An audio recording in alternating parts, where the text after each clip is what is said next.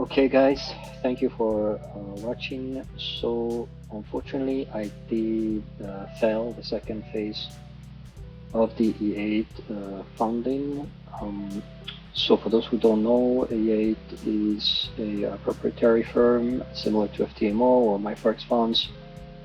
We also have two phases. The first phase you have to have 8% instead of 10% for FTMO. Overall drawdown is 8% as well. Maximum daily loss is 5%. And for the second phase, the profit target is 5%.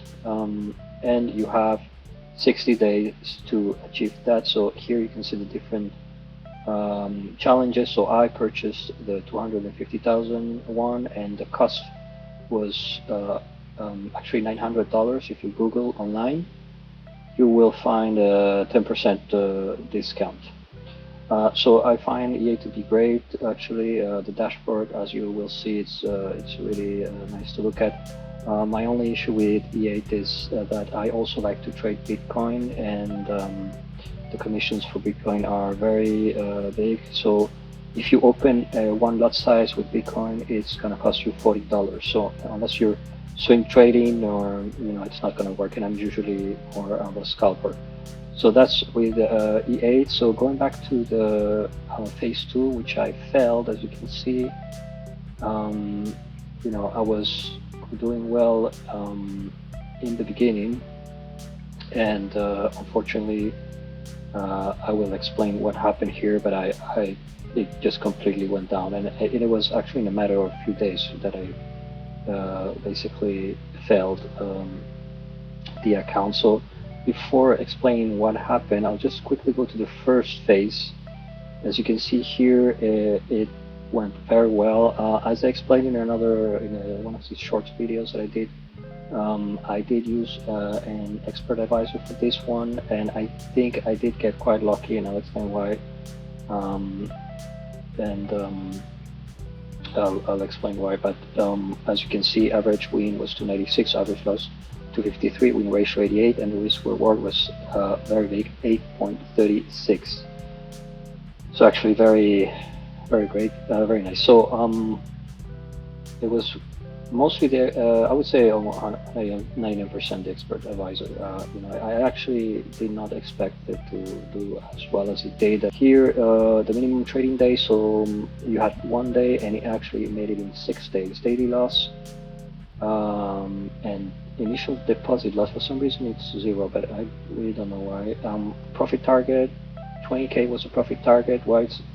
And it made actually more than that. So here you can see the account equity and how it changed. But I'll go back to the failed account. So what happened here is basically for some reason I decided that I would do, in the beginning, manual trading. I just didn't really trust the EA that much, so I said let's just do manual trading. I have 60 days. I have to make 5%. So why not? It's not that complicated. I think in average I had to make like $280 or something like that, but without the weekends.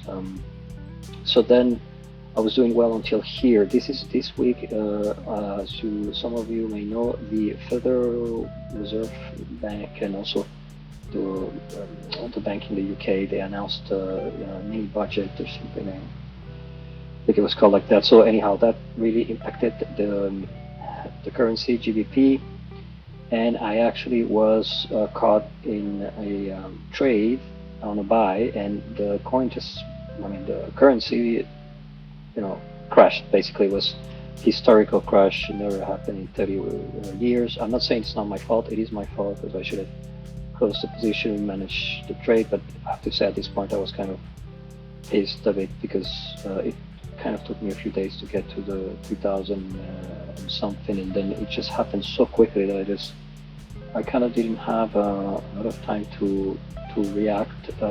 I also did open back to EA at this point. I thought, let's maybe make some money at night, and it didn't work out. It actually made it worse. So that's what happened with the second phase. Unfortunately, statistics, as you can see, not great. 42 win, 214 average loss, 64% win ratio, and risk reward 0.34. So not good at all.